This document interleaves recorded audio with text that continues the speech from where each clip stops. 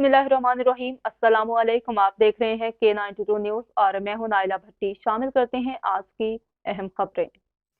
खबरदार आपको bureau chief Malik मकसूद चन्योटी की रिपोर्ट के मुताबिक डिप्टी कमिश्नर मोहम्मद आसिफ रजा ने जिला चन्योट में 7वीं डिजिटल मरदमशुमारी का इफ्तिताह कर दिया। महकमा शुमारियात का स्टाफ, डीएसपी लीगल और पाक फौज के अफसरान भी इस मौके पर मौजूद थे। डिप्टी कमिश्नर मोहम्मद आसिफ रजा ने डोर मार्किंग करके मुहिम का बाकायदा आगाज किया। मरदमशुमारी 1 मार्च तक 1 अप्रैल तक जारी रहेगी। जिला चन्योट को 1187 ब्लॉक्स में तकसीम किया गया। जिला में 954 टीमें घर घर जाकर हर शख्स का रिकॉर्ड मरतब करेंगी।